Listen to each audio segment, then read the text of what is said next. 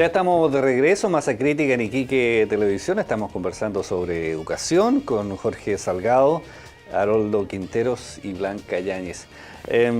Haroldo, a propósito de este tema de la calidad, ¿cierto? Y de lo que le preguntábamos recién a Blanca, que cuando uno cree que está teniendo buena calidad de educación, ¿cierto? Con sus hijos, se me ocurrió este tema, digamos, y para traer a la actualidad lo que ha pasado con la política, ¿cierto? Y la empresa, digamos, y el tema ético, digamos, ¿cierto?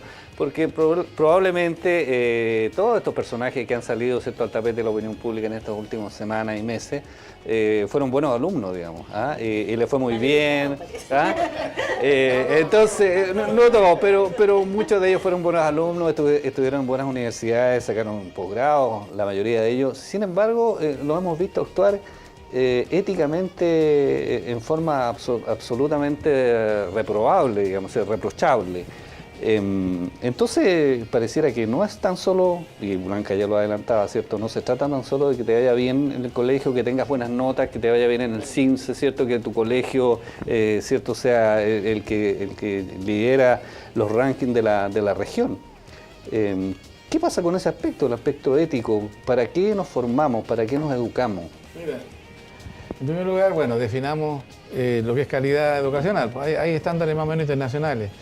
Serían dos factores los que inciden en la calidad. Uno es la convivencia escolar, el ethos, el ambiente social, las relaciones entre profesores y alumnos, alumnos y alumnos, profesores y profesores que hay dentro de la escuela. Y el segundo factor es el rendimiento, es decir, no rendimiento en el sentido de resultados CIMSE, no, sino que realmente cuánto aprenden realmente, ¿no? Que no siempre lo refleja el CIMSE, ¿no? Ni siquiera lo reflejan bien las pruebas que se hacen, digamos, periódicamente. Mira, los dos temas están muy conectados y aquí lo relaciono con el asunto que tú, digamos, estás sugiriendo que tratemos, ¿no? Que es de la ética social que tenemos. Bueno, yo creo que nuestro país se está atravesando por una grave crisis de carácter ético. Es decir, ya se está hablando, ¿se acuerda cuando se hablaba de que Chile era un país inmaculado, que no había corrupción? Y ahora ya sabemos que existe. Y nada menos que el hijito de la persona que ostenta el primer poder en nuestro país, digamos, abrió esta caja de Pandora, ¿no? Ahí empezó todo, como se recordará. Entonces, para serte bien franco y decirlo brevemente, mientras no cambiemos el tipo de sociedad que tenemos, profundamente desigual, profundamente individualista. Aquí todo el mundo piensa en que ser exitoso es ganar plata. O sea, el que gana más plata es más exitoso, ¿no? Mientras no cambie eso, digamos, como dijera, esa filosofía humana, digamos, que envuelve todo lo social, digamos, va a ser imposible cambiar nada, pero absolutamente nada.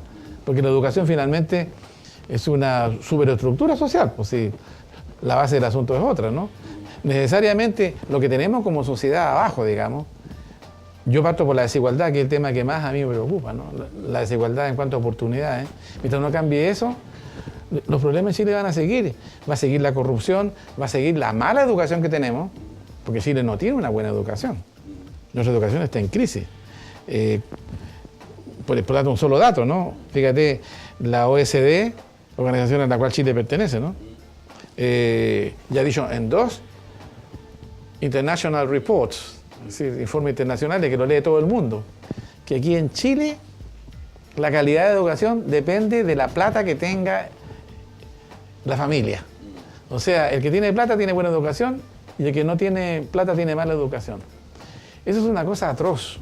Es decir, eso es ya, mira, de partida va contra todo sentido, digamos, histórico. El trayecto que llevaba Chile antes de la dictadura hacia una sociedad más igualitaria, más justa, qué sé yo, como que ya se ha diluido en el tiempo, se ha perdido eso, ¿no? A ver, yo quiero tomar una cosa que dijo Haroldo sobre los reportes internacionales de la OCDE. Cuando se pronuncia sobre educación, sobre distribución del ingreso, tomamos nota. La OCDE se pronunció sobre esto y se difunde.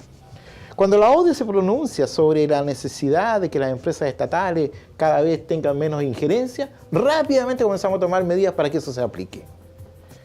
Y eso quiere decir entonces que quienes nos gobiernan están dispuestos a seguir en el modelo. Yo creo que acá no hay una renuncia al modelo.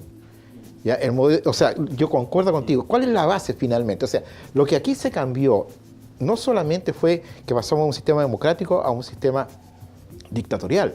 Se cambió la base productiva del país. Y esa base productiva se privatizó a un extremo nunca visto, al menos en América Latina. El ejemplo de privatización en Chile ya es para que otros países no lo imiten, no para que lo hagan. Entonces, al cambiarse este tema de discusión, este tema de fondo, no está en discusión. Por eso yo he sostenido que yo dudo de la reforma educacional. Porque creo que la reforma educacional tiene que ser tan profunda, tan al hueso, que necesariamente tenemos que preguntarnos qué país queremos y qué modelo de desarrollo queremos. Porque el modelo de desarrollo que hemos tenido está teniendo estas consecuencias. Los Delano, los Lavín, los hijos pródigos, etc. ¿Sabes qué? En ese aspecto, perdón, Jorge, yo creo que siendo socióloga y viendo, ¿no es cierto?, la situación sistémica y compartiendo también la perspectiva, yo creo que es bien importante generar espacios saludables, diría yo, en términos de esperanza de una construcción colectiva. Nunca los países, las sociedades las han construido solo los ejes de poder, ¿no? Yo creo que evidentemente lo que vemos es como en el mar, ¿no? Vemos oleaje pero no vemos las mareas, que son en la definitiva las que te definen los climas. Lo mismo pasa. Yo creo que la sociedad chilena estamos pasando por una crisis que todos la han reconocido. Creo que la forma en que salgamos de esta crisis, las alternativas de que nos propongamos para salir de la crisis, la capacidad que tengamos, el mundo político, ¿no es cierto?, el mundo educativo, con todo el sistema que significa, avanzamos o no avanzamos. O sea, depende de nosotros, de la profundidad, y esto es colectivo, una responsabilidad. Unos tienen más responsabilidad que otras, sin duda, pero la responsabilidad finalmente es de todos. Pero yo veo esfuerzos, fíjate, yo quiero valorar esos esfuerzos, porque creo que quienes nos ven, cuando tú planteas solo lo macro y la dificultad que tenemos de cambiar el sistema, fuimos capaces de hacer cambio como país. ¿Te fijas? Fuimos capaces de pronunciarnos, queremos un sistema democrático y se ganó un sistema democrático. Hemos ido como país también abordando y denunciando estas cosas que son prácticas en este país, que la sociedad las sabía, que se hacían, ¿no es cierto?, pero que ahora entran otros dos actores que para mí son fundamentales, que están tomando también partido o asumiendo su responsabilidad, que es la comunicación, que ha jugado un rol fundamental de expresión. Fíjate que los medios de comunicación y los profesionales de la comunicación normalmente respondían al dueño de un consorcio, ¿no?, de un gran empresa de comunicación, claro. Y nosotros vemos que hoy día el enfoque del profesional, incluso siendo formado con muchas limitaciones, hace un enfoque, un cambio de giro y enfoca y empieza a mirar la sociedad, la política, la educación desde la ciudadanía, con la ciudadanía. Yo creo que es un cambio fundamental. Y lo otro que se ha estado produciendo también, que en mi concepto también son avances, en el mundo, en el tercer poder, ¿no? El poder judicial, yo creo que hay, no todos, no se puede generalizar, pero hay ejemplos de profesionales y de personas, de jueces, ¿no es cierto?, en el sistema judicial en general, que se están tomando las cosas en serio, que están entendiendo qué está pasando. Hay otros que no quieren entender, hay otros que no. Yo veo el sistema político más alejado, más justificando, más tratando que la crisis se resuelva pronto para que no se profundice, ¿no es cierto? Yo veo ahí más dificultad. Ahora, en el mundo educativo, respecto de los cambios, respecto de la calidad, yo veo esfuerzos enormes. Yo creo que en los distintos ámbitos yo veo personas que se están generando redes donde hay esfuerzos importantes. Jorge nombraba algunos. Yo creo que hay profesores de aula que me ha tocado conocer que están haciendo esfuerzos enormes por rescatar a los muchachos, pelean contra el sistema, ¿no es cierto?, por ser el espacio donde los niños puedan vivir la integralidad de lo que son.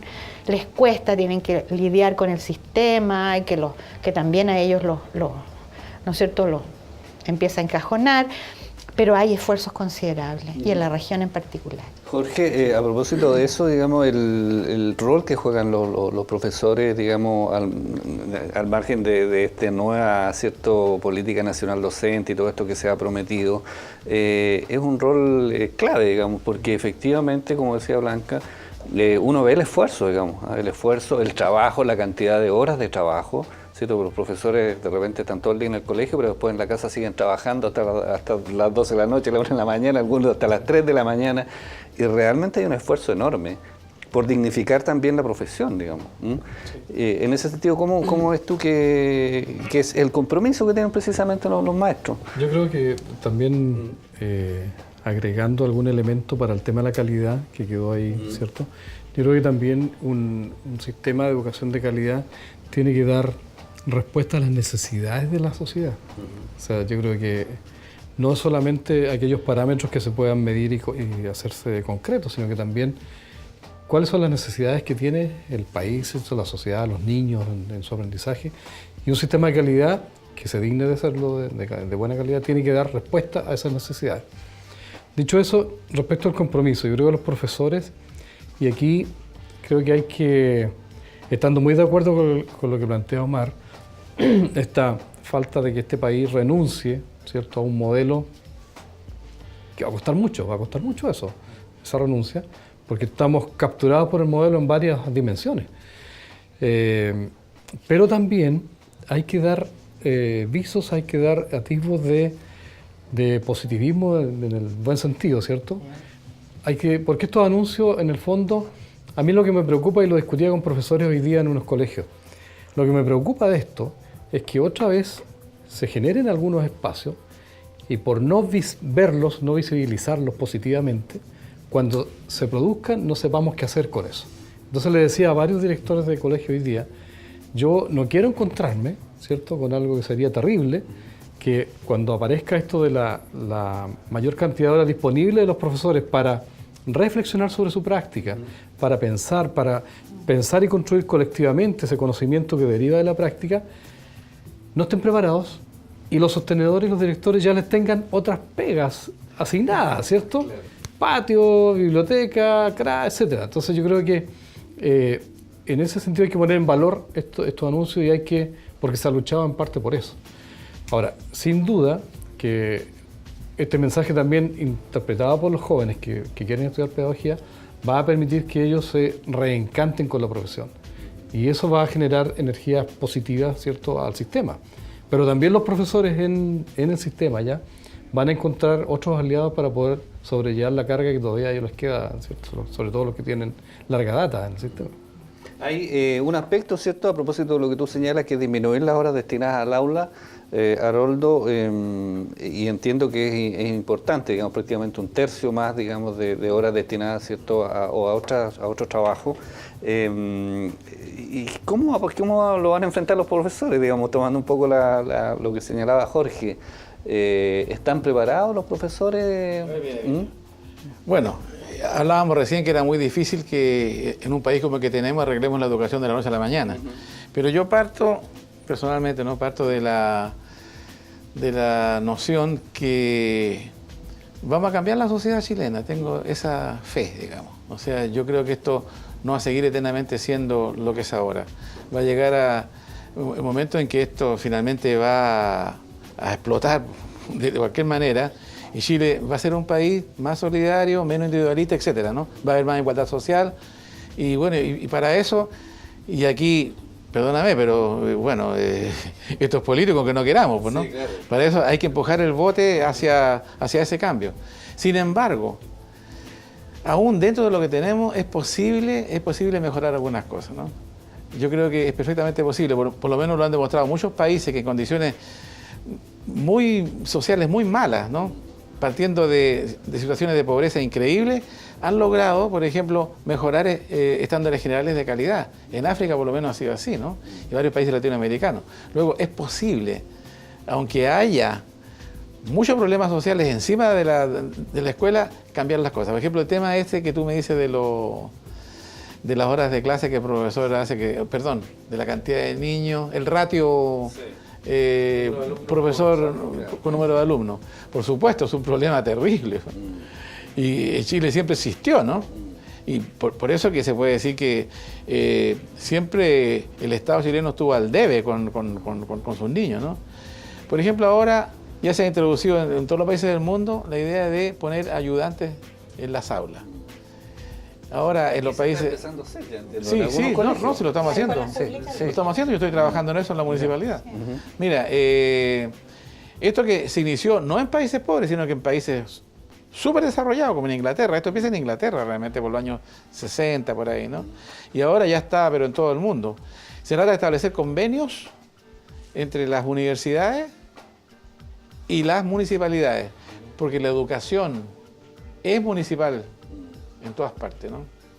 Lo que pasa es que aquí no se municipalizó, sino que se alcaldizó en favor del dictador, que es otra cosa. Municipalizar desde el punto de vista real de lo que es una comuna, bueno, significa democracia, por supuesto, en primer lugar, participación de todo el mundo en la educación, ¿no?